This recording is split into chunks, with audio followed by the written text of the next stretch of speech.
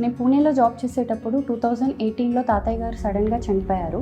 తాతయ్య గారు చనిపోయాక నార్మల్ అవ్వడానికి టైం పట్టిన 2020లో మా అక్క పెళ్ళి ఫిక్స్ అయ్యింది. ఇంతలోనే మరో విషాదం మా ఇంట్లో.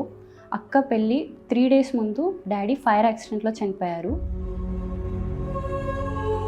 నాకు ఏం చేయాలో అర్థం కాని పరిస్థితి.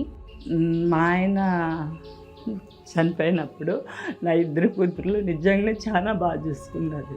ఇలా తాతయ్య నాన్న సడన్గా చనిపోవడంతో లైఫ్లో ఎలాంటి సిచ్యువేషన్స్ ఎలా ఫేస్ చేయాలో నేర్చుకున్నాను. మా డాడీకి ఎప్పుడు మేము నగలు వేసుకొని హ్యాపీగా మంచిగా ఇంట్లో పట్టీలు వేసుకొని తిరగాలని చాలా కోరిక.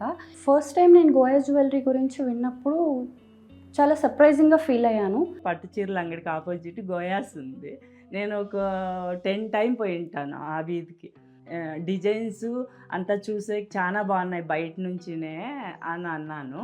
మా అమ్మాయి జోక్ చేసేది, ఎప్పుడు వచ్చినా అక్కడే అని, ఏదో ఒక రోజు నీకు తీసుకెళ్తాలే ఊరికే చూసే కన్నా అనేది. గోయాస్ వాళ్ళు ఆహా కళ్యాణం అని ఒక కాంటెస్ట్ పోస్ట్ చేశారు. నేను ఏదో క్యాజువల్గా అప్లై చేశాను. వాళ్ళు చెప్పారు నేను ఆహా కళ్యాణ్ కాంటెస్ట్కి సెలెక్ట్ అయ్యాను అని.